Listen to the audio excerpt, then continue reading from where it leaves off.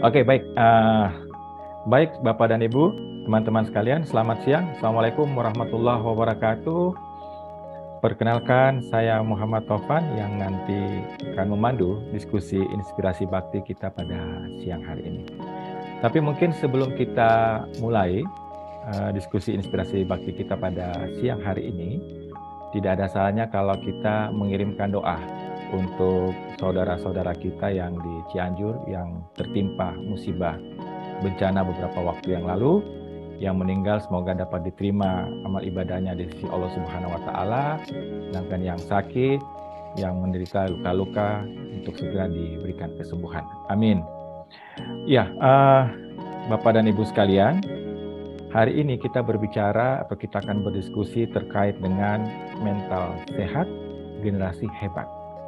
Artinya, kalau kita ingin menghasilkan generasi hebat, maka kita harus memberikan mental yang sehat. Memiliki kesehatan mental yang baik adalah kunci untuk perkembangan yang baik pada anak.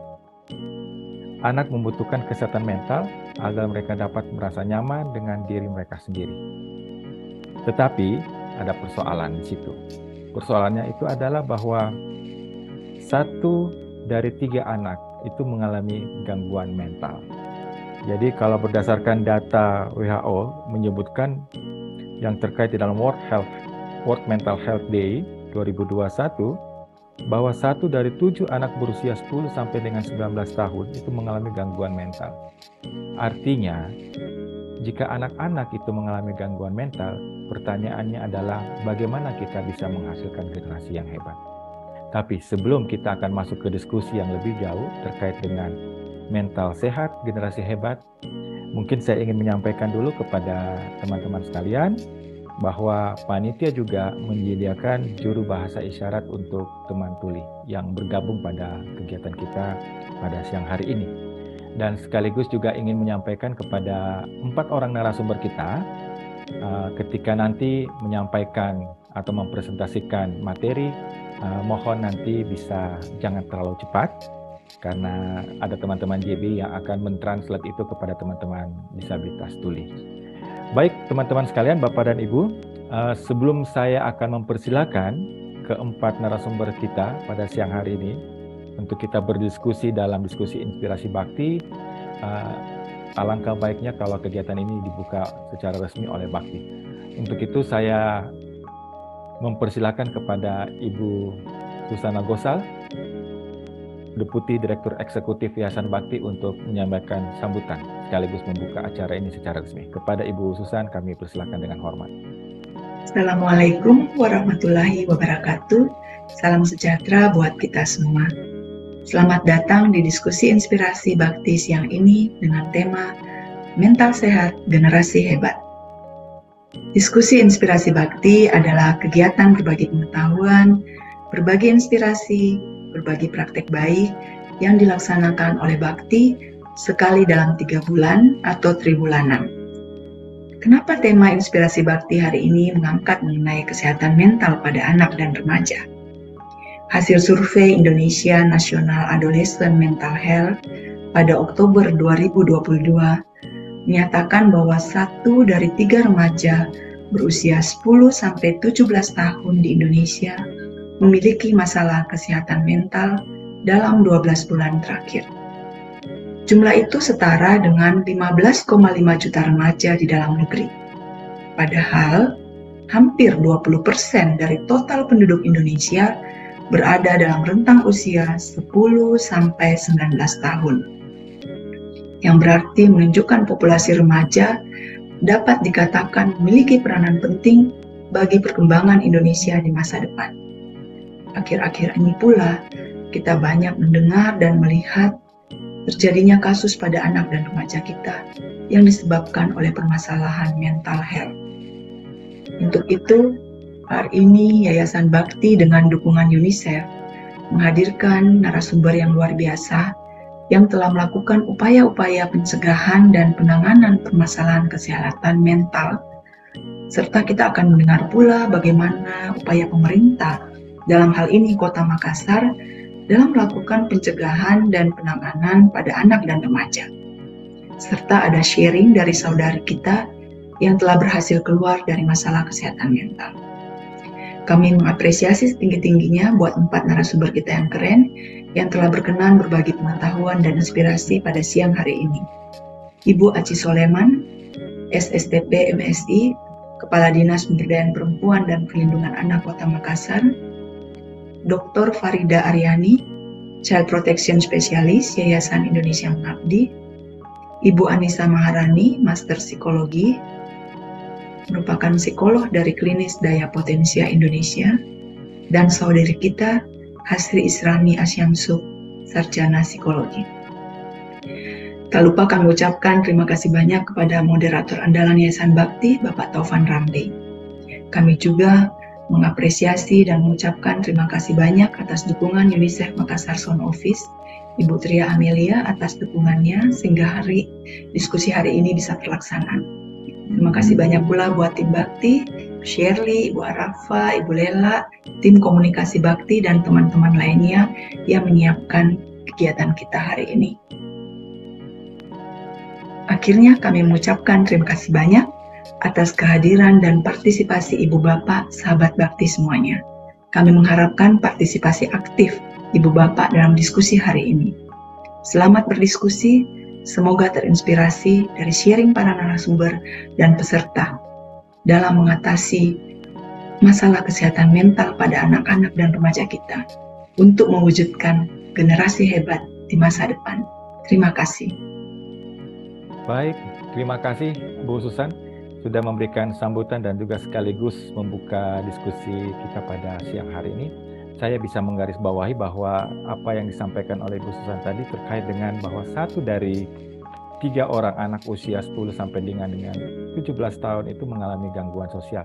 Nah, kita punya 4 orang narasumber yang saya yakin keempat narasumber ini bisa menjawab ada 4 persoalan penting yang mungkin nanti bisa menjadi pemantik diskusi kita pada siang hari ini. Yang pertama adalah sebenarnya faktor penyebab apa sih sehingga anak itu mengalami gangguan mental? 1. Yang kedua, apa langkah dan upaya yang dapat dilakukan untuk mencegah agar anak tidak mengalami gangguan mental? Dan yang ketiga, kita juga akan mendengarkan pengalaman baik, cerita-cerita baik dari teman-teman pendamping dan penyintas. Dan yang terakhir mungkin, kita juga akan bisa mendengarkan nanti apa upaya-upaya yang dilakukan oleh pemerintah, dalam hal ini pemerintah Kota Makassar, dalam upaya untuk mencegah terjadinya gangguan mental pada anak. Untuk itu, teman-teman sekalian, Bapak dan Ibu, seperti yang sudah disebutkan tadi oleh Ibu Susan, bahwa kita punya 4 orang narasumber. Yang pertama adalah Ibu Aci Soleman, SSTP MSI, Kepala Dinas Pemberdayaan Perempuan dan Anak Kota Makassar. Selamat datang Ibu Aci. Assalamualaikum warahmatullahi wabarakatuh.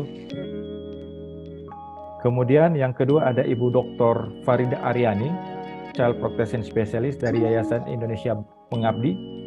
Selamat siang Ibu Farida. Assalamualaikum warahmatullahi wabarakatuh. Baik. Kemudian yang ketiga nanti ada Anissa Maharani, Psikolog Klinis Daya Potensia Indonesia. Selamat siang Anissa. Anissa sudah bergabung juga? Iya Pak, selamat siang. Oke, terima kasih Anissa sudah berkenan hadir. Dan yang terakhir nanti ada Hasri Israni Asyamsu SPSI, penyintas. Halo Hasri, apa kabar? Iya Pak, baik. Oke, terima kasih ibu-ibu sekalian yang sudah ibu dan adik-adik yang sudah berkenan untuk menjadi atau berbagi pengalaman dengan kita pada siang hari ini. Kita akan melangkah untuk mendengarkan presentasi dari masing-masing narasumber. Nah, mungkin untuk yang pertama kali, saya akan mempersilakan Ibu Dr. Farida Aryani. Beliau nanti akan menyampaikan tentang pentingnya kesehatan mental bagi anak dan remaja.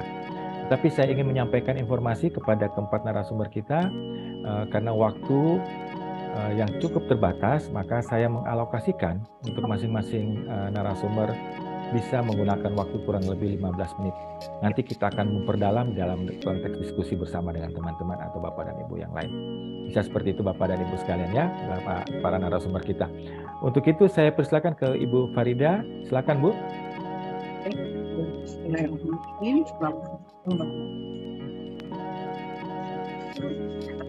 Semua salam bahagia selamat salam sebagai demokrasi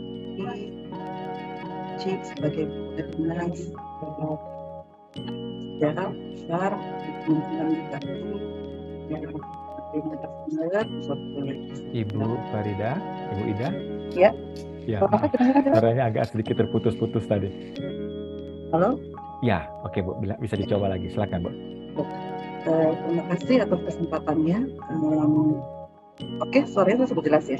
Terima kasih atas kesempatannya. Kita bisa diskusi bersama pada siang hari ini. Temanya agak cukup menarik, yaitu tentang kesehatan mental.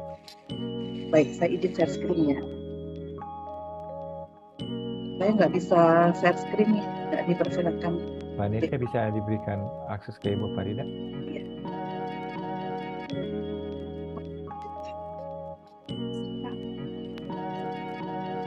Iya, silakan Bu. Baik, tema kali ini adalah terkait dengan bagaimana menjaga kesehatan mental anak dan remaja.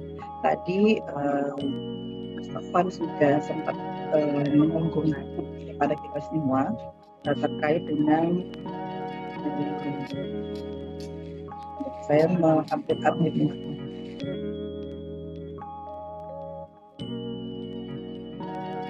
saya perkenalkan dulu sedikit ya. Nama saya adalah Rida Aryani. Kebetulan sehari-hari saya ini adalah sebagai dosen di Universitas Negeri Makassar jurusan Bimbingan Konseling, dan juga saya aktif di Yayasan Cengabdi sebagai child protection specialist, juga sebagai sekretaris Asosiasi Bimbingan dan Konseling, serta tentunya saat ini kami sedang menjalankan bersama UNICEF terkait dengan program dukungan kesehatan mental dan psikososial. Tadi sudah sempat disinggung sama moderator terkait dengan bagaimana hasil survei terbaru yang dilakukan, bahwa kalau dari UNICEF sebelumnya itu datanya menunjukkan 1 dari 7 remaja tahun 2020 ya mengalami masalah kesehatan mental. Tapi isu terakhir menunjukkan angka yang luar biasa mengkhawatirkan bagi kita semua, bahwa 1 dari 3 remaja memiliki masalah kesehatan mental. Dan hasil riset tersebut menunjukkan bahwa anak-anak dan remaja itu mengalami masalah yang paling tinggi terhadap kecemasan. Kemudian gangguan depresi, gangguan perilaku, gangguan stres, gangguan hiperaktif, dan itu semua terjadi pada anak dan remaja. Survei ini juga kemudian kami dari Yayasan Mengabdi saat ini sudah mengembangkan modul, dan alhamdulillah juga sudah kami kemarin saya sendiri sempat diundang oleh Bakti untuk melatihkan modul yang kami kembangkan bersama UNICEF. Namun sebelumnya kami telah mengembangkan sebuah studi dari beberapa siswa SMP, SMA, dan SMA di Kota Makassar ya, terkait dengan apa yang dirasakan oleh anak-anak selama pandemi. Kita menunjukkan bahwa 72% anak-anak itu susah mengelola emosinya selama pandemi, dan kemudian mereka sudah mulai kembali ke sekolah ya. Survei ini dilakukan tahun 2022 di awal tahun. Kemudian 75% anak-anak sering stres dan sering menyalahkan dirinya sendiri. Bahkan 1% ini menunjukkan kecenderungan bunuh diri. Dan yang paling menyedihkan ketika ternyata tidak punya teman cerita ketika mereka menghadapi sebuah masalah. Dan tentunya selama awal-awal kemarin mereka sudah mulai kembali ke sekolah, mereka mengalami kesulitan karena mereka mengalami namanya learning loss ya. Mereka lebih banyak belajar di rumah, sehingga mereka kembali ke sekolah itu juga adaptasi dalam hal belajar. Kemudian juga hal ini juga yang lebih mengkhawatirkan adalah ketika saya juga pernah saya sempat cerita sama Ibu Aji ya, bahwa ketika pelatihan kemarin yang diadakan di komunitas remaja-remaja di Sulawesi Selatan ya, mewakili berbagai daerah, itu menunjukkan bahwa ketika pertanyaan yang paling sederhana saya lakukan waktu itu, kira-kira untuk mengantar pelatihan, apakah di antara kalian ada yang pernah merasakan atau ada yang memiliki keinginan bunuh diri? Itu lebih 10 orang itu mengangkat tangannya. Ya, saya kaget waktu itu. Saya kaget sekali karena kok bisa ya anak-anak muda kemudian memiliki keinginan bunuh diri. Jika saya tanya lebih lanjut ya, apa yang menyebabkan kamu memiliki keinginan tersebut. Bahkan di antara mereka ada yang sudah menyakiti diri sendiri, menjilat tangannya dan sebagainya. Itu faktor yang paling terbesar adalah keluarga, orang tua, dan juga adalah sekolah. Ya, jadi mereka merasa bahwa terlalu banyak tekanan dari orang tua dan juga tekanan dari sekolah, sehingga membuat mereka kemudian merasa stres, ya, bahkan cenderung ingin mengakhiri hidupnya. Nah, hal ini juga kalau kita lihat ada data penelitian juga dari Google, ya, ini menunjukkan bahwa anak-anak di Indonesia itu memiliki pikiran hidup bunuh diri, dan ternyata laki-laki lebih tinggi persentasenya dari perempuan, ya. Dan untuk anak muda, remaja usia 18 sampai 24 tahun itu memiliki tingkat bunuh diri yang lebih tinggi, jadi lebih rentan yang anak atau remaja ini, ya, untuk memiliki pikiran ingin bunuh diri, bahkan terlibat dalam self injury. Self injury itu menyakiti diri sendiri, itu sebenarnya 30%, dan itu persentasenya lebih tinggi daripada usia dewasa. Jadi usia remaja ini usia yang cukup rentan. Kemudian masalah kursus saya ini. Nah, selanjutnya adalah kalau kita lihat terkait dengan kecenderungan ingin bunuh diri, ya. Kecenderungan ingin bunuh diri ini atau diistilahkan dengan suicide itu adalah kematian yang disebabkan oleh perilaku melukai diri sendiri dengan bermacam-macam. Tapi kondisi ini ada tahapannya, ya. Jadi ada yang namanya suicide, itu perilaku melukai diri hingga termasuk mengakhiri hidup. Ada suicide attempt. Ini adalah sebuah kondisi seseorang melukai diri dengan maksud mengakhiri hidup tetapi tidak menimbulkan kematian. Nah, ini yang kemudian bisa saja terjadi pada anak. Jadi yang namanya suicide ideation, kita mempertimbangkan atau merencanakan bunuh. Nah, hal ini kadang-kadang tidak dikenali oleh orang dewasa, oleh orang tua, ya. Atau ada juga yang namanya non-suicidal self-injury. Ini adalah perusakan yang dilakukan sendiri secara sengaja, ya, atau disebabkan dengan self-injury, ya, menyakiti diri sendiri terhadap dirinya, ya. Yang paling banyak dilakukan itu bahkan pada tangannya dan lain sebagainya, atau kepalanya, ya. Itu yang mengarah pada kerusakan langsung seperti pendarahan, misalnya menjadi kepala, dan secara sadar tidak melibatkan keinginan. Jadi memang tidak sampai melakukan bunuh diri, tapi dia menyakiti dirinya sendiri. Ini adalah berbagai definisi yang bisa jadi anak-anak kita juga mengalaminya. Nah, kemudian ini adalah tahapannya. Jadi kalau kita lihat kasus yang terjadi kemarin di Makassar itu tidak serta-merta. Kalau kita lihat datanya terlihat bahwa kasus bunuh diri yang dilakukan yang kemarin terjadi itu tentunya dia sudah mengalami penderitaan, ya, dan bahkan sudah pernah memiliki niat yang sama sebelumnya. Jadi sudah bukan kejadian pertama kali, tapi ada kejadian sebelumnya, ya. Karena ini mengalami fase yang dimaksud adalah pertama development of suicidal ideation. Bagaimana mereka mengalami penderitaan yang bisa saja kalau kita lihat ada anak-anak tuh yang sangat ceria hidupnya. Dia mungkin populer di sekolahnya, dia kelihatan baik-baik saja, dia berprestasi, ya. Kan mereka mengalami suffering, mereka mengalami penderitaan, bahkan putus asa, ya. Kemudian yang kedua adalah strong versus moderate ideation. Bagaimana keterhubungan dengan argument dalam hidup, ya. Kemudian kontribusi respect, ya. Serta baru setelah itu tahap selanjutnya adalah yang kapasitas untuk melakukan. Ini adalah step-step yang juga bagaimana sebenarnya PR kita adalah mengenali hal tersebut pada anak. Kemudian apa yang sudah dilakukan oleh pemerintah? Kalau kita lihat pemerintah itu sudah melakukan banyak akses, ya, kesehatan mental juga. Bahkan sekarang kalau kita lihat kesadaran anak-anak tentang kesehatan mental sudah untuk orang dewasa sudah sangat luar biasa, ya. Sudah semakin aware. Dan anak-anak sudah bisa saja mereka mencari bantuan pada spesialis atau kepada profesional. terkait dengan kesehatan mental. Namun kemudian faktanya hanya 2,6% dari remaja yang memiliki kesehatan mental menggunakan kesehatan mental dengan mereka melakukan. Jadi mungkin budaya kita juga ya, sadar orang untuk mau konsultasi, melakukan konseling itu memang masih kurang gitu. Nah, kalau kita lihat fenomena ini, masa remaja itu masa yang paling beresiko sebenarnya ya. Bahkan salah satu teori psikologi kan mengatakan masa remaja termasuk masa yang mengalami storm and stress, masa tekanan dan badai. Jadi kita semua mungkin, saya sendiri juga pernah melewati masa itu ibaratnya kayak gelombang gitu lah, menghadapi gelombang yang luar biasa, dan tentunya ini mengakibatkan orang ketika ibaratnya masa remaja itu adalah sebuah perjalanan. Nah, ketika melewati perjalanan tersebut banyak ombak badainya. Banyak anak-anak mungkin yang selamat sampai di tujuannya, dan banyak di antara mereka yang kemudian mengalami berbagai masalah dan melewati. Nah, tentunya oleh karena itu anak-anak memberikan kesehatan mental yang baik ya, supaya mereka bisa tumbuh dan berkembang, bisa menjadi pribadi yang sehat, bisa menjadi bahagia ya.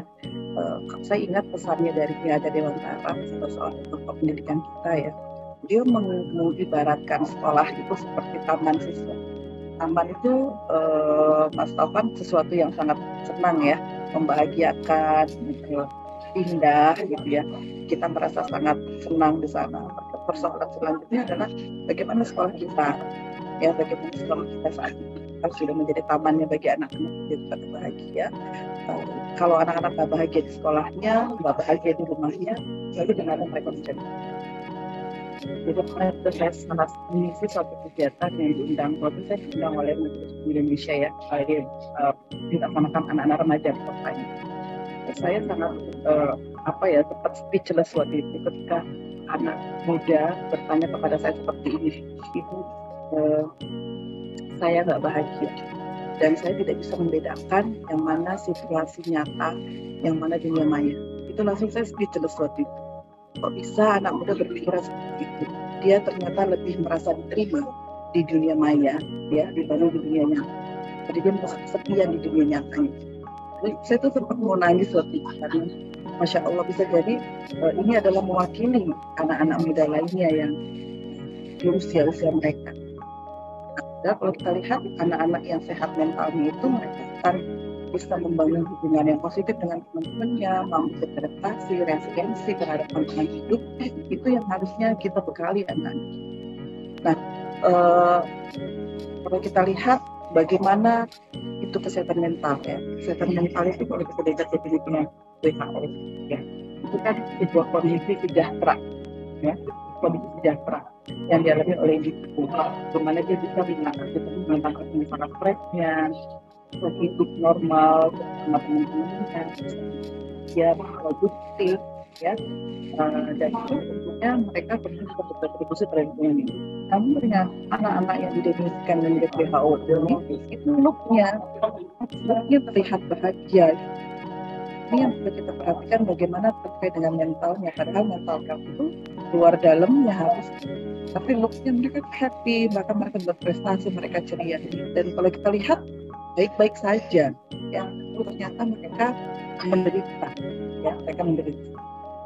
Nah, oleh karena itu penting bagi kita untuk mengenali ya, kita melihat anak-anak kita mengalami beberapa kondisi ini, seperti kita tahu penyebabnya bisa terjadi di rumahnya, bisa terjadi dengan orang tuanya, bisa terjadi dengan di sekolahnya ya. Karena banyak orang tua juga dia yang saya istilahkan kemarin sama Ibu Tria itu, sama Ibu Aji, unfinished business. Orang tua yang nggak selesai dengan urusannya ya pada saat dia muda, pada saat dia anak-anak. Saya dulu itu dulu pengen tapi nggak bisa. Sekarang kamu harus berprestasi. Dan bahkan ini juga hati-hati kepada komunitas arisan, mohon maaf Bapak Ibu ya. Kadang-kadang apakah yang dibicarakan pada saat arisan? Biasanya yang dibicarakan pada membanding-bandingkan anaknya. Anakku lu hebat ini, anakku lu berprestasi ini, anakku ini. Padahal anak lahir dengan kelebihan dan kekurangannya masing-masing. Ya, dan setiap anak itu sesungguhnya adalah hebat, sehingga apa yang harus kita perhatikan, gejala-gejala apa yang diamati. Mungkin nanti para psikolog ini akan menjelaskan. Saya bukan psikolog ya, saya ini konselor, sehingga perilaku ini juga bisa jadi bahan perhatian bagi kita semua. Karena juga kami temukan ketika kami mengembangkan modul dan kami melakukan studi awal pada anak menjadi sebagai yang pertama adalah memiliki masalah gangguan tidur. Kadang-kadang juga itu penggunaan handphone ya, kayak istilahnya FOMO ya, anak-anak yang aktif keluar dari media sosialnya.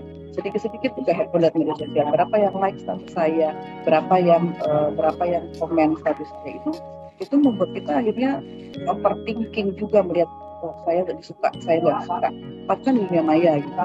Kemudian perubahan perilaku ya, mood swing ya, kadang marah, kadang menangis tiba-tiba, kemudian tidak memiliki semangat untuk menjalani hidupnya, cenderung lebih marah ya, menarik diri dari lingkungan sosial yang tiba-tiba dia berada di keramaian tapi dia sebenarnya merasa sendiri.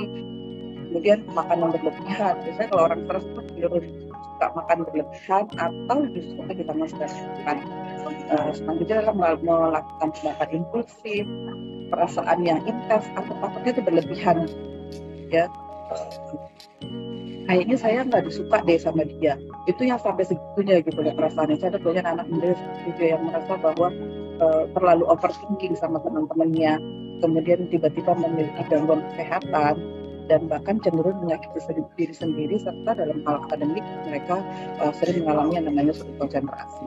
Nah sebaliknya, anak-anak yang sehat mental itu adalah mereka yang lebih positif berpikirnya, merasa bahagia ya, kemudian mereka bisa resilience ya, bangkit kembali dari kesalahan dan kekecewaan, dan itu boleh ya. Jadi berarti bahwa orang-orang yang sehat mental itu nggak pernah stres, nggak pernah sedih, nggak pernah marah, dan itu wajar kita mengalami emosi-emosi tersebut. Tapi yang paling penting lagi adalah bagaimana kita bisa bangkit kembali dari situasi tersebut, bagaimana resilience-nya, dan kemudian memiliki hubungan yang sehat dengan keluarga, dengan teman. Ya, apakah orang tua sudah menjadi teman cerita bagi anaknya atau tidak? Ya, kadang-kadang sibuk semua. Manggil anak saja sudah pakai WhatsApp ya, tidak menggunakan diskusi misalnya. Kemudian mereka aktif terlibat, kemudian memiliki rasa pencapaian, relax ya, bisa istirahat, bisa tidur nyenyak, dan tentunya yang penting adalah mereka merasa nyaman di komunitas mereka. Nah, kalau kita lihat akhir-akhir ini ya di media sosial tuh trennya sudah anak muda sudah lebih aware tentang kesehatan mental. Hasil survei di TikTok ya menunjukkan bahwa 77% responden Indonesia sudah mulai merasa nyaman berbicara tentang kesehatan mental. Namun stigmanya masih ada. Dan anak-anak Gen Z itu anak-anak yang sekarang anak-anak remaja atau kita sebut generasi Z ya. Itu mereka merasa takut untuk bahas kesehatan mental bersama teman, keluarga, hingga orang kantor. Nah, cuma masalah selanjutnya adalah mereka sadar akan pentingnya kesehatan mental, tapi nggak tahu mau cerita kemana, ya. Dan ternyata kalau kita lihat media sosial bisa menjadi wadah orang untuk terbuka membicarakan kesehatan mental. Cuma ya perlu diperhatikan jangan sampai anak-anak merasa nyaman di dunia mayanya daripada di dunia nyatanya, seperti yang tadi saya ceritakan kasusnya.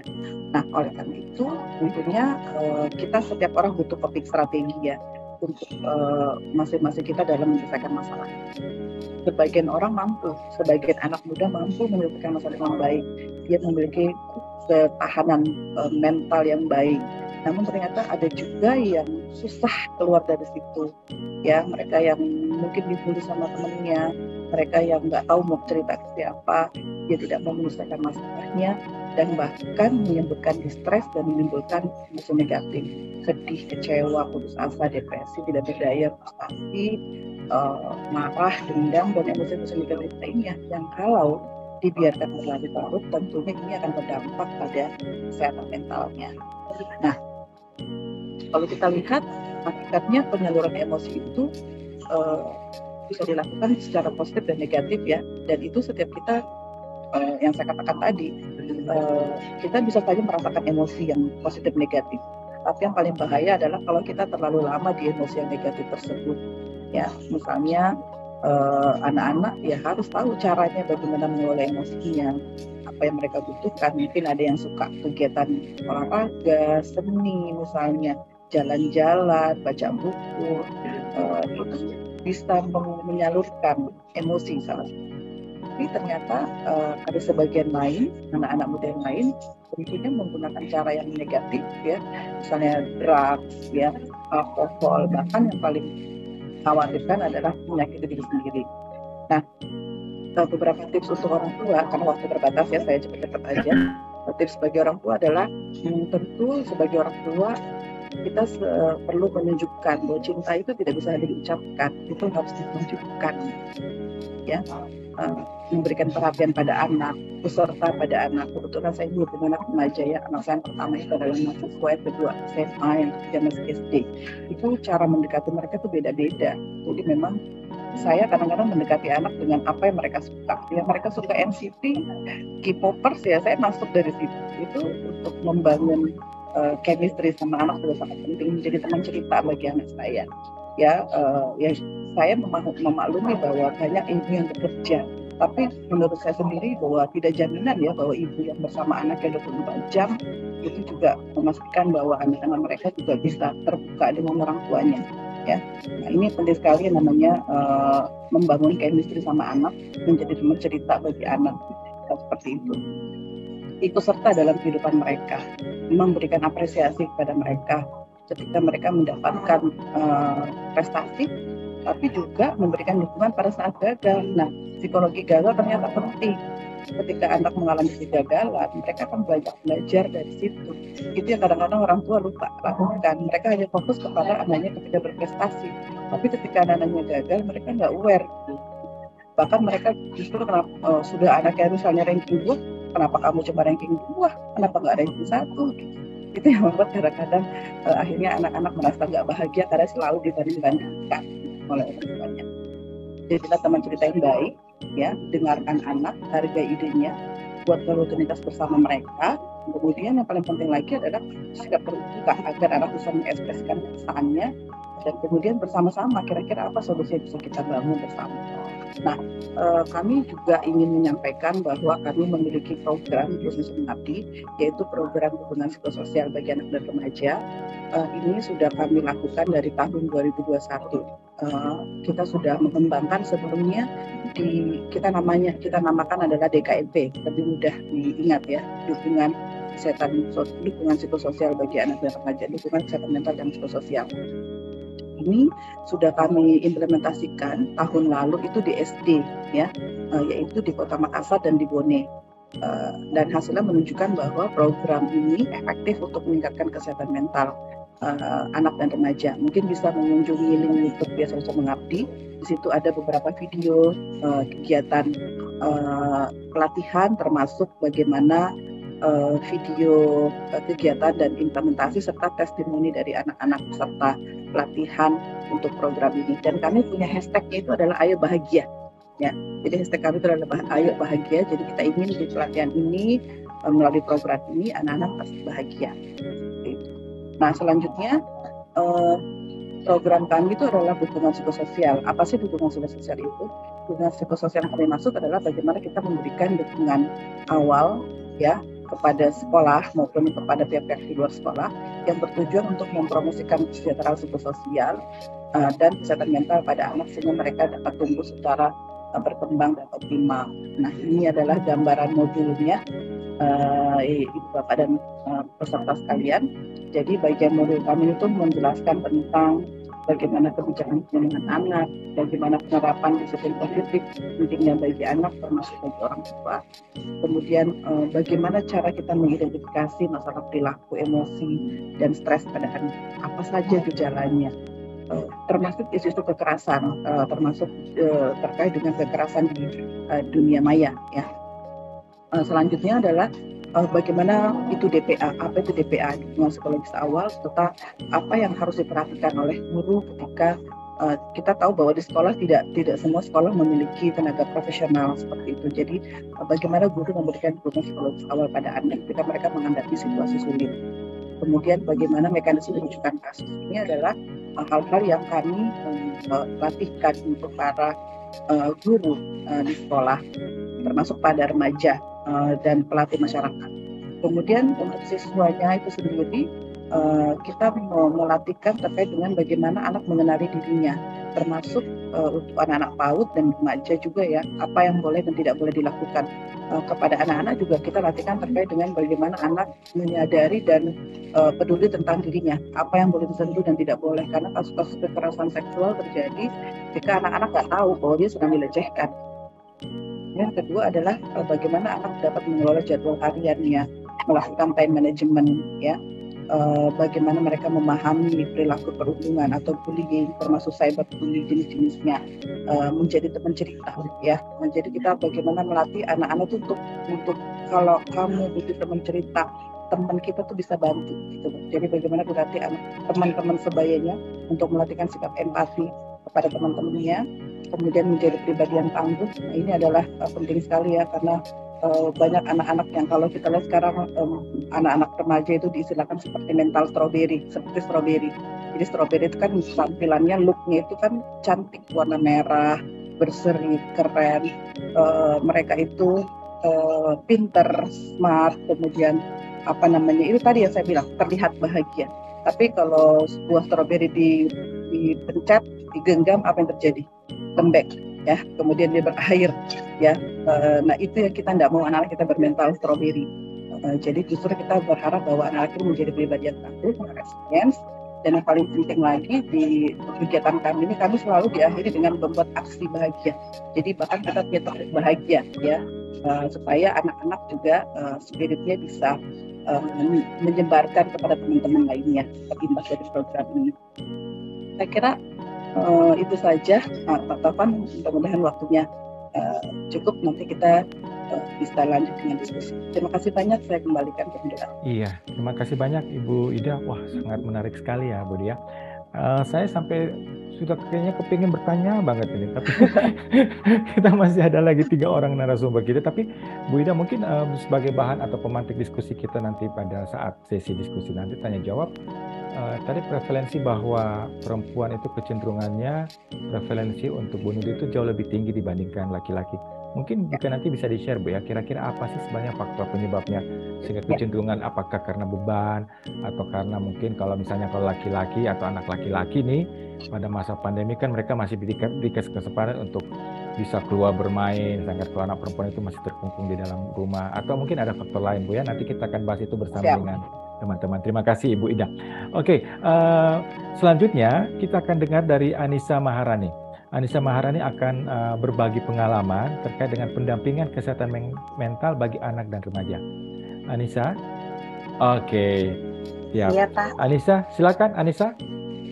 Oke, Assalamualaikum warahmatullahi wabarakatuh dan terima kasih. Waalaikumsalam warahmatullahi wabarakatuh. Saya mohon maaf, saya tidak sempat membuat PPT karena saat ini pun sedang berada di lokasi kegiatan. Jadi ketika membicarakan mengenai pengalaman saya dalam menangani masalah kesehatan mental anak dan remaja, memang akhirnya untuk zaman sekarang itu semakin kompleks. Itu yang mempengaruhi itu memang lebih banyak dari informasi yang sangat mudah mereka akses di internet. Berdasarkan pengalaman saya, beberapa anak remaja ketika datang datang ke saya itu atau konsultasi di lembaga psikologi saya, biasanya memang dibawa oleh orang tua, karena orang tuanya merasa bahwa ada yang menjadi masalah pada anak saya, ataupun mungkin mau remaja mau anak itu memang akhirnya ketika penanganan psikologis harus mendapat persetujuan dari orang tua. Karena dia masih masuk dalam usia yang kan 18 tahun ke bawah itu masih di kategori anak remaja, sehingga memang akhirnya harus ada persetujuan dari orang tua apapun tindakan mau medis ataupun tindakan psikologis yang akan dilakukan. Nah, untuk remaja sendiri, beberapa yang pernah saya tangani itu sering merasa bahwa saya tidak memiliki masalah. Karena mungkin orang tuanya saja yang beranggapan bahwa dia masalah. Salah satunya, contohnya yang pertama, kata orang tua kecanduan main game terus, handphone terus. Lalu ada juga yang pernah kedapatan mengambil uang. mengambil uang teman. Ketika ditanyakan alasannya karena sosial media. Dia juga ingin sama seperti apa yang dia lihat di sosial media.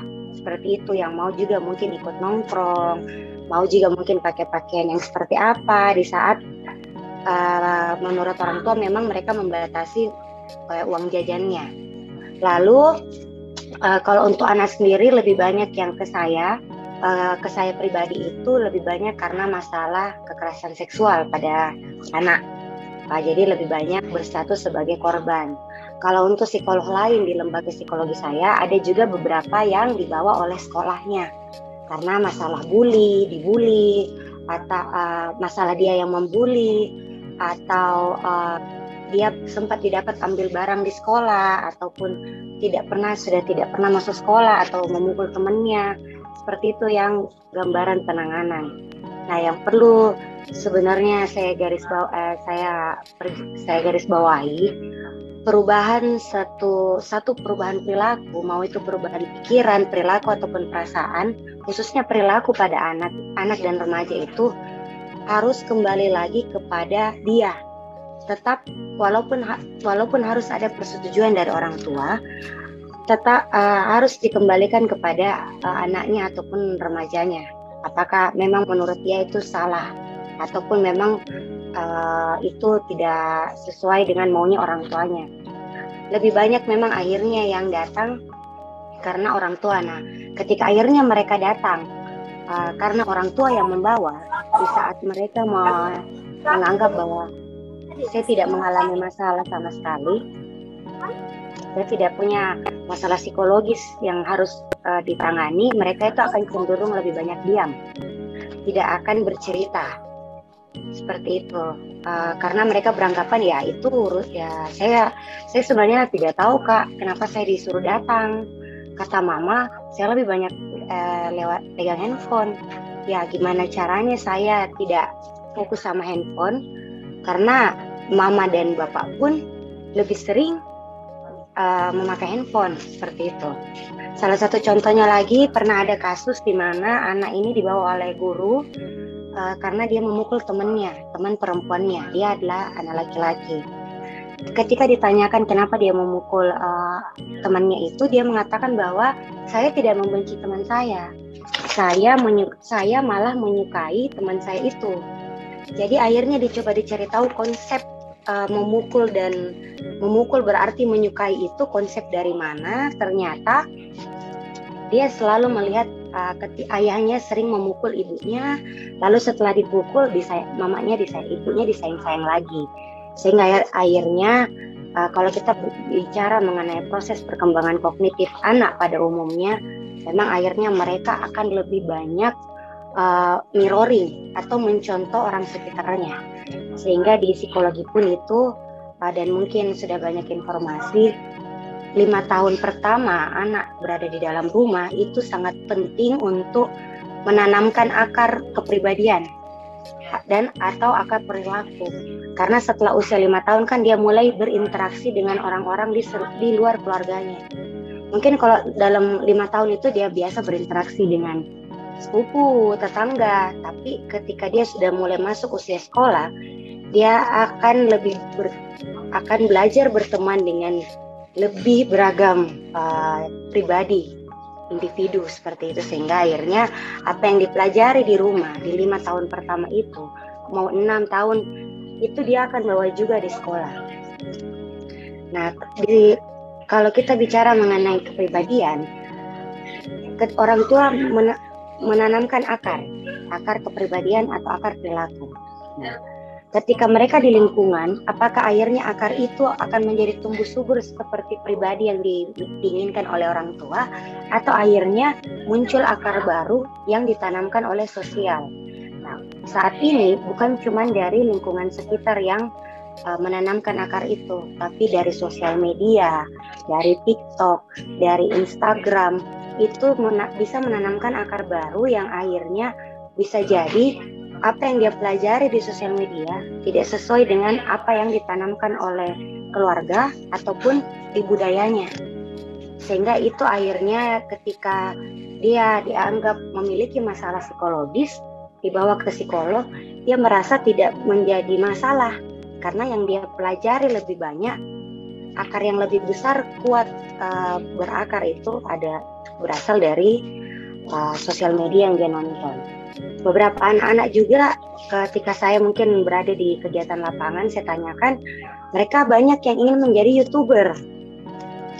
Karena menurut mereka tidak perlu susah kerja, sudah bisa dapat uang gitu. Ataupun mungkin atau ketika akhirnya dia mengatakan kepada orang tuanya, saya mau tekuni game ini karena saya bisa dapat uang melalui game ini, sedangkan menurut orang tuanya nanti saja dulu, belajar dulu, game ini hanya pengisi waktu. Nah itu akhirnya konflik antara apa yang anak pelajari di luar rumah dengan konflik yang awalnya orang tuanya tanamkan, ketika berbeda akhirnya itulah yang membuat anak bisa antara mungkin dia menyadari bahwa dia mengalami masalah psikologis, atau akhirnya dia merasa, ngapain sih kak saya dibawa ke sini, saya nggak gila kok, apalagi sekarang sudah banyak informasi. Saya setuju dengan Ibu Farida tadi, memang semakin banyak informasi yang dipaparkan yang didapatkan dari dunia maya, membuat orang akhirnya semakin aware dengan masalah kesehatan mental.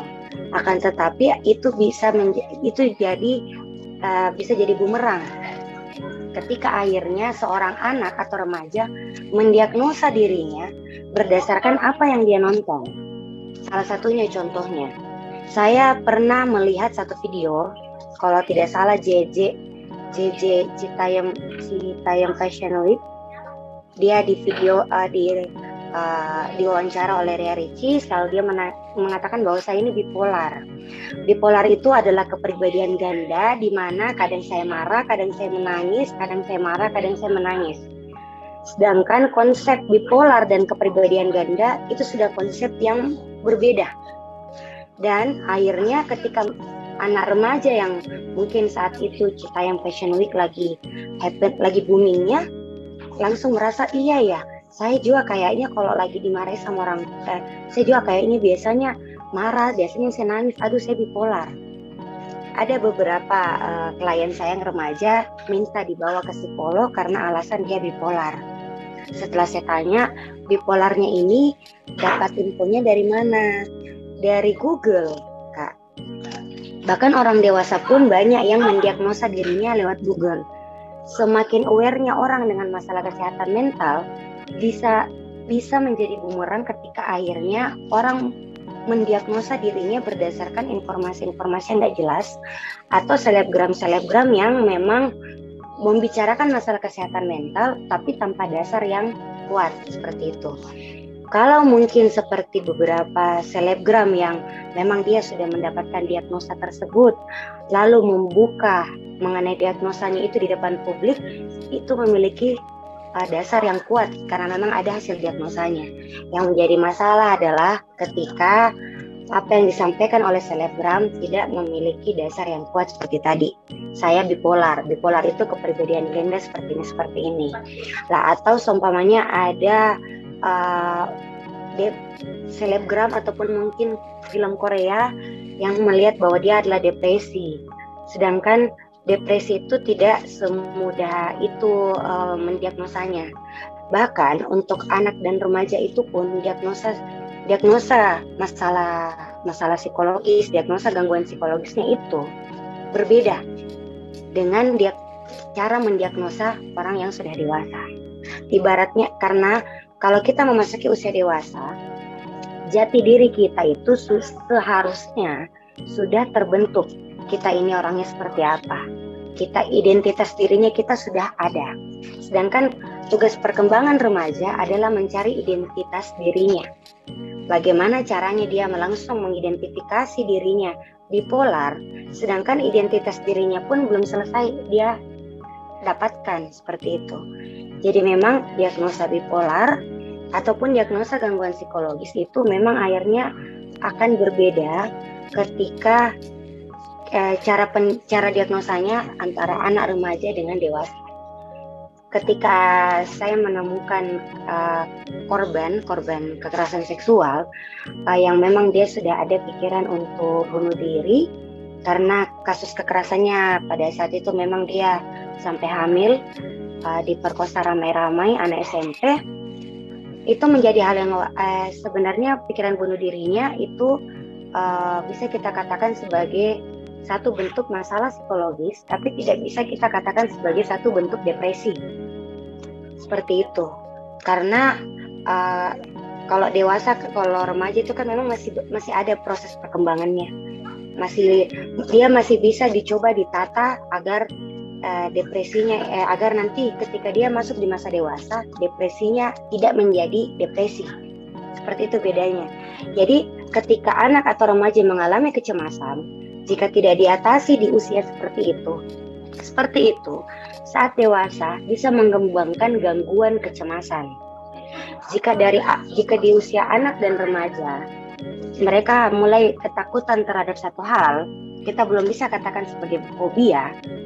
Kalau tidak diatasi di usia itu, ketika dia masuk di masa remaja, maka akan bisa jadi mengembangkan gangguan fobia. Seperti itu.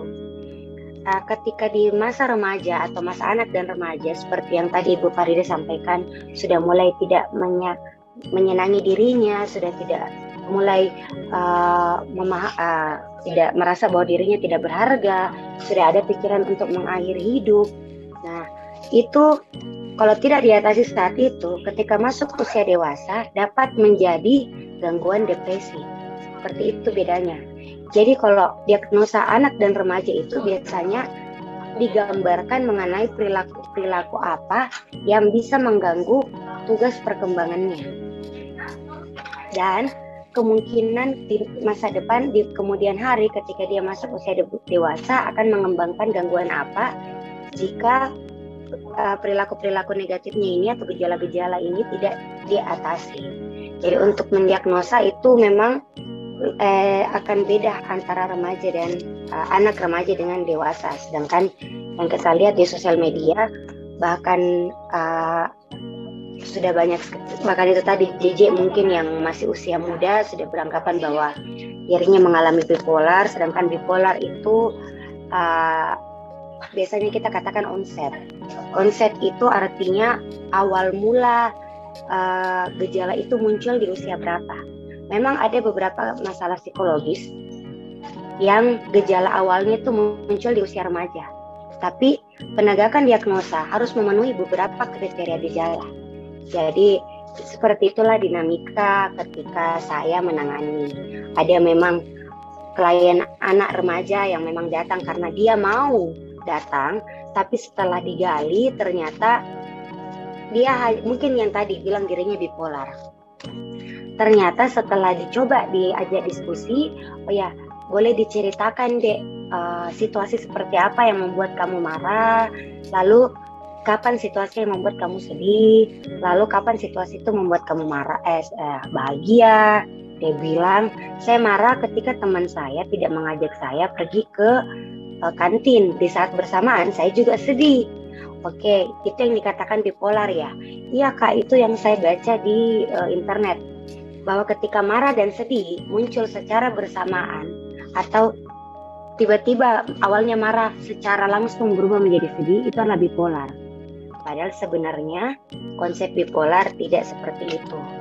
Nah, jadi ada juga yang tapi lebih banyak yang memang akhirnya datang ke lembaga psikologi kami itu karena dibawa oleh orang tuanya. Ya alasannya yang seperti saya jelaskan tadi, bahwa apa yang orang tuanya tanamkan di saat dia masih sebelum usia sekolah itu berbeda dengan apa yang dia dapatkan di luar rumah, khususnya sekarang dari sosial media, seperti itu. Belum lagi kalau seumpamanya mulai pacaran seperti itu, sedangkan orang tuanya mungkin melarang, yang akhirnya orang tuanya beranggapan harus saya bawa ke psikolog ini supaya anakku bisa berhenti sama pacarnya atau seperti itu. Mungkin itu yang bisa saya ceritakan, sharing dari pengalaman saya selama kurang lebih 6 tahun berpraktek sebagai psikolog klinis sekaligus forensik. Saya kembalikan kepada Bapak Muhammad Taufan. Terima kasih. Iya, terima kasih banyak Nisa. Sangat menarik ya sharingnya ya. Mungkin ada satu hal juga Nisa menurut saya yang mungkin juga sampai saat ini masih melekat, bahwa kalau orang misalnya dibawa melakukan konseling atau dibawa ke psikiater itu orang bilang deh habis nih obatnya, sakit jiwa misalnya. Akhirnya kan stigma itulah yang kemudian melekat sehingga orang itu kalau dibawa ke saya tidak mau, saya tidak sakit jiwa, saya bukan orang gila. Kalau itu tidak harus orientik dengan itu ya, ini saya. Tidak selamanya kalau orang ada gangguan mental itu bahwa itu akan orientik dengan orang gila atau bagaimana ya? Ya, kalau kita gila atau orang dengan gangguan kejiwaan itu memang akhirnya sudah tidak bisa membedakan mana dunia nyata dan mana dunia yang ada di dalam kepalanya. Betul. Sudah bisa diajak berkomunikasi, cara komunikasinya sudah tidak kongruen, sudah tidak apa yang kita tanyakan, apa yang dia sampaikan. Iya, lalu betul. sudah tidak bisa mengurus dirinya sendiri. Iya. Intinya adalah keberfungsiannya sebagai manusia itu sudah tidak berjalan dengan optimal. Sudah mulai muncul halusinasi, delusi. Sedangkan biasanya saya sampaikan kalau ke psikolog itu lebih seperti berdiskusi atau mungkin mengeluarkan semua beban-beban yang selama ini tidak bisa disampaikan kepada orang lain, ataupun mungkin hanya sekedar mungkin lagi overthinking, mungkin ibaratnya psikolog itu mungkin di kepala tak kalu-kalu atau kayak rotasa yang benang kusut ya. Nah, psikolog itu tujuannya adalah mencari ujung dari benang tersebut, lalu bersama-sama dengan klien menguraikan supaya apa yang ada di kepala mungkin kusut-kusut itu bisa lebih jelas. Oh, ternyata saya menjadi seperti ini karena seperti ini. Oh, ternyata dan karena ini seperti itu.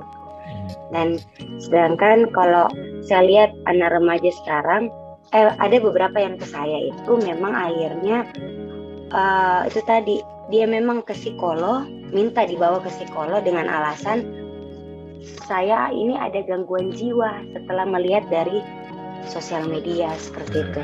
Betul. Tapi by the way, lama sekali lagi baru saya dengar istilah rotas tadi. Rotas akiota. Oh iya, rotas. Oke, terima kasih Nisa. Suatu hal yang sangat menarik sekali. Terima kasih. Ya, sudah bisa berbagi bersama dengan kita. Nah, kalau dari kita tadi mendengar dari sisi teman yang melakukan pendampingan, nah sekarang kita ingin mendengarkan pengalaman dari teman penyintas. Nah, di sini juga ada bersama dengan kita Hasri Isrami yang nanti bisa berbagi pengalaman, bisa berbagi cerita bersama dengan kita ketika dia mengalami atau dia sekarang sedang menjadi penyintas dari gangguan mental. Hasri, silakan. Iya Pak, terima kasih atas kesempatannya untuk bisa sharing dengan teman-teman. Saya mulai dulu pengalaman terapi saya. Awal mula saya bertemu dengan Kak Ica, dan saya juga punya psikolog yang lain juga yang satu di Jakarta, tapi dilakukan secara online. Jadi awalnya itu sebenarnya gejalanya sudah lama saya rasakan, emosi yang naik turun, tidak bisa saya kontrol, terus juga mood yang berubah-ubah, terus juga ada mungkin beberapa masalah yang tidak bisa saya selesaikan, dan saya tidak kenal dengan diri saya sendiri, dan saya tidak bisa menerima keadaan pada saat itu. Jadi saya sering marah sama diri saya sendiri. Jadi saya merasa hubungan saya dengan orang lain, orang-orang sekitar saya juga cukup terganggu. Saya kadang putus nyambung dengan teman-teman saya, kadang juga dengan keluarga saya, dengan orang tua juga di rumah sering bertengkar. Jadi pada saat itu ada satu titik di mana saya merasa kayaknya saya butuh bantuan profesional karena saya sudah tidak bisa menghandle ini sendiri. Jadi pada saat itu saya belum ketemu sama Kak Ica, saya ketemu dulu sama Kak Kisti. Saya hubungi melalui via online Halodoc, karena dulu waktu di awal saya masih merasa malu untuk ketemu dengan psikolog.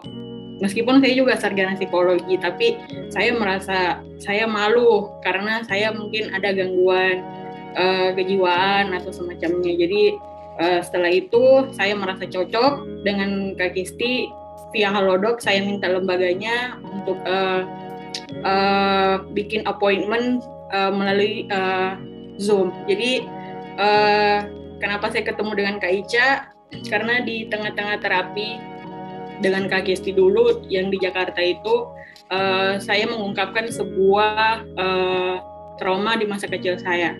Terus karena itu trauma itu tidak bisa dihandle secara online karena memang harus dibutuhkan pendampingan khusus kalau masalah trauma, dan lebih dekat dengan domisili saya, tempat saya tinggal. Jadi saya disarankan oleh teman saya bertemu dengan Kak Ica. Jadi saya ketemu dengan Kak Ica, saya menjalani terapi kurang lebih hampir 1,5 tahun, hampir 2 tahun. Dan saya juga dipantau dengan psikiater karena saya itu tadi yang dibahas juga sama Kak Ica, bipolar salah satunya. Jadi membutuhkan penanganan pengobatan juga. Jadi seperti itu. Pelajaran yang saya ambil selama terapi itu cukup banyak. Pertama itu karena di awal saya bilang tadi saya tidak kenal dengan diri saya sendiri. Setelah terapi saya lebih mengetahui diri saya lebih kenal dengan diri saya, konsep diri saya, menerima diri saya, menerima hal-hal yang dulunya tidak bisa saya terima, berdamai dengan trauma-trauma saya yang lalu, mempunyai tujuan hidup ke depan. Dan salah satu bentuk self-love yang saya lakukan itu pergi ke psikolog, pergi ke psikiater untuk saya bisa berfungsi secara optimal dan bisa juga membantu orang-orang banyak. Terus juga belajar untuk meregulasi emosi, karena emosi saya juga sangat cepat naik turunnya. Jadi sekarang sudah cukup bisa mengatur emosi saya dengan baik. Terus juga mendapatkan banyak bekal untuk menghadapi masalah-masalah yang akan datang, karena sekarang kan terapi saya sudah selesai, jadi saya sudah merasa saya sudah mampu secara mandiri untuk jalan sendiri tanpa dipandu lagi, tanpa didampingi lagi sama psikolog, tapi tetap masih konsumsi obat. Jadi saya punya bekal untuk bisa menghadapi hari-hari saya ke depannya. Terus belajar untuk mengontrol diri, karena ada hal-hal yang tidak bisa saya kontrol dan ada hal yang bisa saya kontrol adalah diri saya sendiri. Dan yang terakhir adalah belajar untuk berproses, karena selama terapi itu belajar berproses itu memang intinya dari terapi itu yang saya dapatkan, karena selama terapi proses itu naik turun. Saya juga sempat berhenti beberapa kali, tapi saya tetap kembali lagi karena keinginan saya untuk menjadi lebih baik lebih besar dari keinginan saya tidak mau menjadi lebih baik. Jadi saya tetap melanjutkannya, tetap menghubungi Kak Ica, minta ketemu, konseling dan terapi sampai akhirnya saya selesai. Mungkin itu yang pengalaman saya, pelajaran yang saya dapatkan selama terapi. Tips dan cara mencegah gangguan mental dari saya sendiri itu selama ini saya sering diajarkan untuk selalu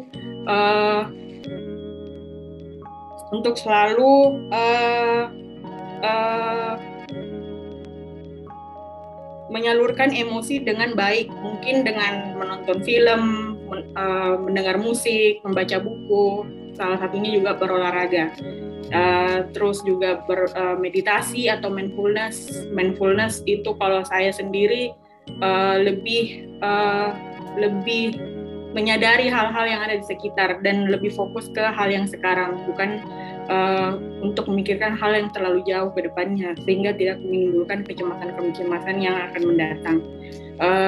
Menjaga pola makan itu juga cukup berpengaruh ke saya, karena kalau terlalu banyak makan gluten, makanan yang berminyak, terus makan karbo yang terlalu banyak, jadi mood saya juga mudah untuk berubah pada saat itu. Jadi pola makan juga cukup membantu menjaga kesehatan mental. Terus juga menjaga pola tidur, karena kalau tidur kita kurang juga aktivitas kita sehari-hari juga akan cukup terganggu karena stamina kita kurang. Jadi minimal 6-8 jam per hari. Melakukan me time misalnya pergi jalan-jalan sendiri, atau seperti tadi berolahraga, nonton film, menikmati waktu-waktu sendiri, atau menikmati quality time dengan orang-orang yang kita sayangi. Terus belajar untuk meregulasi pikiran kita untuk berpikir positif. Berpikir positif menurutku itu bukan menolak hal yang negatif, tetapi selalu bisa melihat hal yang baik di salah satu sebuah kejadian. Kemampuan untuk meregulasi emosi, yaitu tadi berkaitan dengan cara kita berpikir, karena apa yang kita pikirkan akan menghasilkan sebuah perasaan atau perilaku. Sharing dengan orang terdekat kalau misalnya kita punya masalah, kalau kita merasa punya hari yang melelahkan, mungkin kita bisa sharing dengan teman-teman atau pasangan atau orang tua mungkin. Terus juga kalau dirasa sudah tidak mampu menghandle sendiri seperti saya tadi di awal, sebaiknya mengkonsultasikannya ke ahlinya sehingga kita tidak melakukan self diagnosa.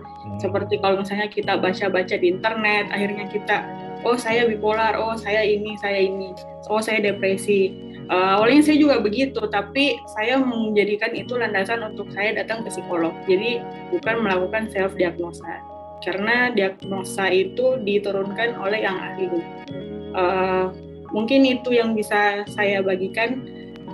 Terima kasih Pak atas kesempatannya. Ya, makasih banyak ya Hasih. Tapi ada satu hal yang mungkin saya mau dapat informasi lebih banyak lagi dari Hasih.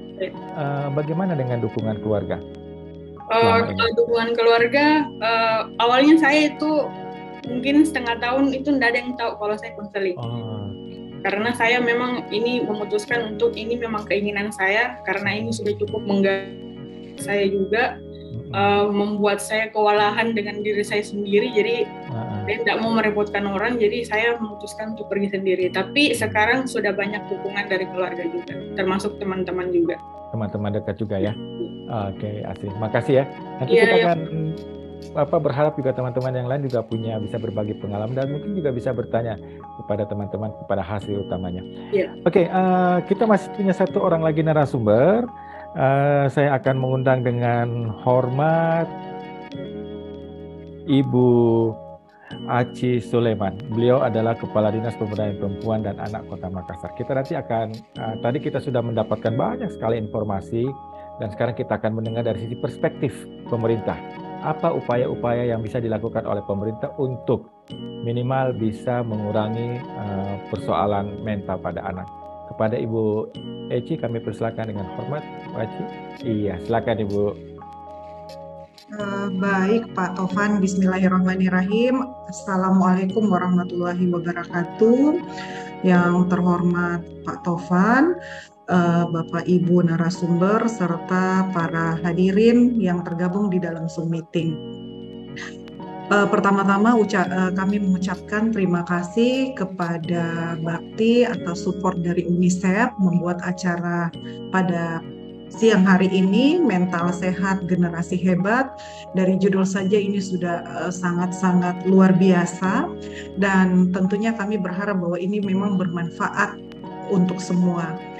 Pada kesempatan yang baik ini saya akan berbicara tentang upaya apa yang dilakukan oleh pemerintah Kota Makassar dalam mengantisipasi ataupun dalam penanganan untuk kesehatan mental bagi anak. Dan kalau kita lihat lagi untuk penyebab persoalan mental ini kan sudah dipaparkan juga tadinya, Dan tidak apa-apa saya juga menyampaikan sedikit apa yang terjadi di unit layanan kami di UPTD PPA maupun layanan kami di Puspaga, Pusat Pembelajaran Keluarga. Bahwa penyebab persoalan mental ini memang kalau kita berbicara tentunya bahwa isu kesehatan mental ini semakin besar dengan adanya pandemi COVID-19 dan beberapa faktor yang menjadi penyebab dari potensi-potensi ini adalah salah satunya adalah karena faktor jarak dan isolasi juga, ada resesi ekonomi, ada stres dan trauma yang berkepanjangan, ada stigma dan diskriminasi serta tingginya angka kekerasan yang terjadi pada perempuan dan anak. Dan kalau kita lihat lagi penyebab utama dari persoalan mental ini memang lebih kepada peran dan fungsi keluarga, karena fungsi dari ibu sebagai perempuan juga banyak yang mengalami beban ganda karena seolah urusan-urusan domestik itu ada di perempuan. Dan kalau kita lihat lagi permasalahan lanjutnya adalah paling banyak yang mengalami pemutusan hubungan kerja adalah seorang ibu yang bekerja di sektor jasa. Kalau kita lihat lagi dari dukungan sosial primer, gejala kerenggangan hubungan sosial yang terjadi di perkotaan saat ini sangat berdampak dengan dukungan sosial bagi korban dan itu semakin berkurang.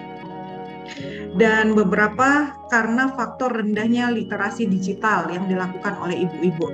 Jadi kami beranggapan bahwa kesehatan mental pada anak harus didukung oleh kesehatan mental orang tuanya yang menjadi sumber dukungan pertama anak untuk melakukan hal-hal yang sifatnya mandiri dan untuk menjalani kehidupan yang sehat dan sukses. Hanya orang yang sehat dan bermental baik yang bisa melakukan ataupun yang bisa mendidik anaknya. Kalau kita lihat respon yang dilakukan oleh pemerintah pusat saat ini sejak masa pandemi, pemerintah pusat melalui Kementerian Pemberdayaan Perempuan dan Perlindungan Anak juga membuka memang layanan psikologi untuk sehat dan jiwa. Ini bekerja sama dengan Himpunan Psikologi Indonesia (HIMSI) dan membuat layanan yang dinamakan layanan sejiwa. Ini bisa dihubungi lewat call center 119 dan tekan angka 8 untuk mendapatkan bantuan dari relawan psikologi dari Himpunan Psikologi Indonesia (HIMSI). Ada beberapa tantangan dalam kasus kesehatan mental. Kalau kita lihat ada dua aspek. Aspek yang pertama adalah aspek budaya, yang mana kalau aspek budaya adalah cara pandang dari masyarakat yang bisa saja memberikan stigma terhadap mengidap gangguan mental. Ataupun tadi yang disebutkan oleh Ibu Ida pada saat awal, kadang gejalanya tidak kelihatan. Dia normal saja seperti yang terjadi pada anak kami di salah satu dari salah satu dari perkumpulan anak-anak. Juga kalau kita lihat dia adalah seorang anak yang berprestasi, kalaupun dilihat juga sangat populer di teman-temannya, sangat disukai, dan ternyata dia punya kesehatan mental yang sangat buruk. Akhirnya dia mengakhiri hidupnya dengan cara yang sangat tragis, ya. Tantangan lainnya dalam kesehatan mental ini banyak juga orang tua yang menganggap itu hal yang biasa karena memang tidak terlihat secara kasat mata, tapi dari kejiwaan anak-anak ini sangat rapuh. Dan orang tua boleh kami katakan melakukan pembiaran, tidak melakukan hal apapun termasuk membawa anaknya ke beberapa layanan-layanan psikologi. Dan boleh kami katakan bahwa 75% orang dengan gangguan mental mengaku pernah mengalami stigma negatif dari lingkungannya sendiri. Tidak mau juga dibilang orang yang sakit mental. Ada beberapa kebijakan daerah terkait dengan perlindungan perempuan dan anak. Kalau kita lihat rujukannya ada Perda nomor 5 tahun 2018 tentang perlindungan anak. Ada juga Perda nomor 5 tahun 2019 tentang pengaruh utamaan gender. Ada Perwali Kota Makassar tentang kota layak anak. Dan yang saat ini sedang mengalami on progress adalah Perda tentang kota layak anak sementara dibahas di DPRD. Ada juga Perwali tentang anak dalam situasi darurat. Perwali tentang restoratif justice. Ini juga masih dalam on progress. Semoga tahun ini bisa rampung semuanya. Di pemerintah kota sendiri ada program Jagai Anak Tak yang merupakan program dari mitigasi sosial dalam menjamin pemenuhan hak-hak anak dan perlindungan anak yang untuk keberlangsungan dari tumbuh kembang anak sendiri. Upaya ini mengacu kepada Konvensi Hak Anak dan diwujudkan dalam pengembangan kota layak anak. Hal tersebut sejalan dengan visi misi Kota Makassar dalam upaya mewujudkan Makassar Kota Dunia yang sombere dan smart city. Perlu juga kami sampaikan bahwa kalau kita lihat ada 4 pilar pembangunan anak, di mana keterlibatan dari pemerintah itu sendiri, media massa, dunia usaha, dan masyarakat. Ini turut membantu juga untuk pembangunan anak di Kota Makassar. Dan di dalam Perwali juga sudah ada diatur tentang hak dan kewajiban dari pemerintah, dari masyarakat, dari orang tua. Ini juga yang perlu kami edukasikan dan sosialisasikan kepada masyarakat. Kalau kita mengacu kepada kewajiban dan tanggung jawab negara, termasuk di dalamnya Undang-Undang Perlindungan Anak di pasal 21 memang sudah jelas bahwa negara dan pemerintah berkewajiban dan bertanggung jawab untuk menghormati dan menjamin hak asasi setiap anak tanpa membedakan suku, agama, ras, golongan, jenis kelamin, etnis, budaya, bahasa, serta kondisi fisik dan mental seorang anak. Jadi ini sudah jelas di dalam Undang-Undang Perlindungan Anak, dan di pasal 22 pun juga disampaikan bahwa negara dan pemerintah berkewajiban dan bertanggung jawab untuk memberikan dukungan sarana dan prasarana dalam melakukan perlindungan anak. Dan kalau kita lihat di Perwali juga memang sudah ada kewajiban dan tanggung jawab keluarga dan orang tua yang sudah harus mengasuh, memelihara, mendidik, dan melindungi anak, menumbuh kembangkan anak sesuai dengan kemampuan, bakat, dan minatnya. Dan dalam hal ini orang tua tidak ada atau tidak diketahui keberadaannya, maka harus diambil alih tanggung jawabnya, dapat beralih kepada keluarga ataupun dilaksanakan sesuai dengan ketentuan perundang-undangan yang berlaku. Kalau kita lihat lagi layanan apa sih yang sudah dilakukan oleh pemerintah Kota Makassar, jadi ada beberapa layanan yang kami lakukan, termasuk layanan UPTD PPA Kota Makassar. Jadi di layanan Unit Pelaksana Teknis Perlindungan Perempuan dan Anak ada beberapa layanannya. Layanan yang pertama adalah pengaduan masyarakat, yang kedua ada layanan pengelolaan kasus, layanan ketiga ada mediasi, layanan keempat ada penjangkauan korban, penampungan sementara, pendampingan korban, dan rekomendasi nikah.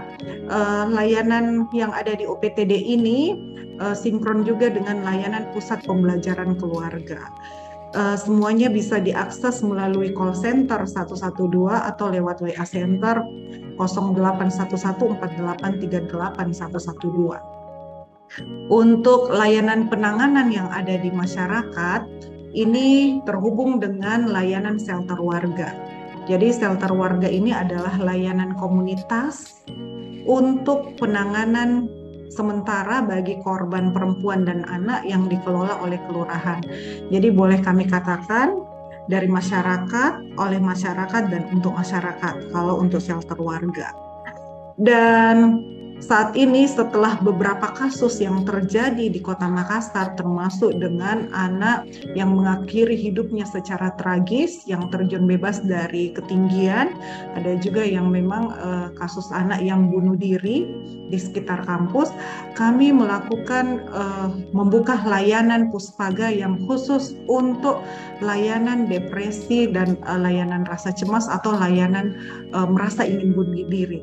Ternyata 2 hari setelah kami membuka layanan tersebut, responnya itu sangat banyak, termasuk juga dari luar daerah, termasuk di dalamnya dari Kalimantan pun juga me-WA kami apakah layanan ini bisa dilakukan secara online. Dan kami menyampaikan bahwa layanan ini layanan untuk depresi, rasa cemas, ataupun rasa takut, boleh langsung ke layanan Puspaga kami, Pusat Pembelajaran Keluarga. Ini ada di Jalan Nikel 3 nomor 1 dekat dengan layanan UPTD PPA. Kami mempunyai beberapa konselor, termasuk psikolog serta psikiater, serta jejaring kami seandainya layanan ini penuh, kami bisa merujuk ke layanan-layanan lainnya yang memang sudah berjejaring dengan kami. Dan layanan ini ternyata setelah kami buka ini mendapat respon yang banyak dan sangat variatif dari orang tua maupun dari kami. Saat ini juga kami membuka layanan teman cerita untuk forum anak yang dilaksanakan oleh forum anak, karena kami berkeyakinan biasanya anak-anak itu lebih nyaman menceritakan masalahnya sesama anak, dan ini juga ternyata mendapatkan respon yang positif dari beberapa anak, dan ini terus kami kembangkan dalam upaya bagaimana pemerintah hadir di masyarakat untuk melaksanakan layanan-layanan termasuk layanan kesehatan mental dan jiwa bagi masyarakat yang ada di Kota Makassar. Seperti itu yang bisa kami sampaikan, Pak Taufan. Iya, Bu Eci, makasih banyak untuk sharingnya, dan teman-teman sekalian, Bapak dan Ibu, kita juga sudah mendengarkan sebenarnya sudah banyak sekali upaya-upaya yang sudah dilakukan oleh pemerintah kota, terutama untuk mereduksi terjadinya gangguan mental pada anak. Baik, teman-teman, Bapak dan Ibu sekalian, saya pikir kita sudah sampai pada penghujung diskusi kita pada sore hari ini. Diskusi yang sangat menarik sekali. Diskusi Inspirasi Bakti adalah mental sehat menghasilkan generasi yang hebat. Ada beberapa catatan yang mungkin bisa menjadi pengingat kita dalam hasil diskusi ini. Yang pertama, bahwa sangat diperlukan deteksi dini terkait dengan gangguan kejiwaan pada seorang anak. Maka dibutuhkan kepedulian keluarga. Kenapa ini penting? Agar penanganan bisa lebih cepat ditangani jika indikasi itu sudah ditemukan sejak awal. Yang kedua adalah deteksi dini perlu untuk bisa menemukanali. Maka diperlukan peran dari keluarga inti, peran dari masyarakat. Banyak dari kita selalu beranggapan, anak saya kok tidak mengalami apa-apa, biasa-biasa saja. Ternyata anak kita mengalami satu kondisi tekanan psikologis yang mungkin sudah tidak bisa dia rasakan lagi, sudah tidak bisa dia tahan lagi, dan akhirnya memuncak. Dan itu bisa berkonotasi pada hal yang negatif. Kemudian yang ketiga adalah orang tua juga perlu mengenal gejala gangguan mental pada anak. Dan ini diperlukan adalah edukasi, literasi, sehingga kita sebagai orang tua itu bisa sejak awal mengenali bahwa gangguan kejiwaan itu terjadi pada anak kita dan seperti apa gangguan itu. Kemudian yang keempat adalah tantangan penanganan kesehatan mental juga. Ini ada hal-hal yang masih menjadi problem. Yang pertama adalah aspek budaya, kemudian ada stigma, kemudian yang ketiga juga ada terkait dengan pendidikan. Mungkin itu beberapa catatan menarik dari hasil diskusi kita pada sore hari ini. Bapak dan Ibu sekalian, teman-teman sekalian, untuk materi nanti sudah dibagikan oleh panitia ya di kolom chat ya. Jadi silakan nanti teman-teman bisa mengakses semua materi dari narasumber kita yang hari ini mempresentasikan materinya. Dan kemudian kita akan mengakhiri pertemuan kita. Saya persilakan dulu mewakili Bakti Ibu Arafa untuk bisa menutup acara kita pada sore hari ini. Ibu Arafa, saya persilakan. Ya, baik.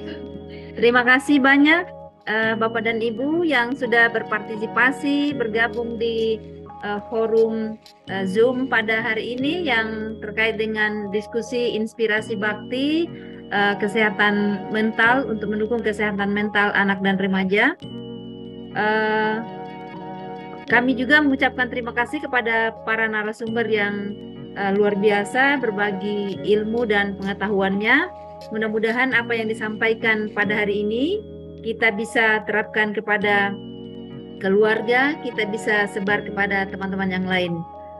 Saya mewakili program Save Porsi UNICEF Bakti mengucapkan terima kasih banyak, dan mari kita menutup kegiatan ini secara bersama-sama dengan mengucapkan hamdalah, alhamdulillahirrabbilalamin.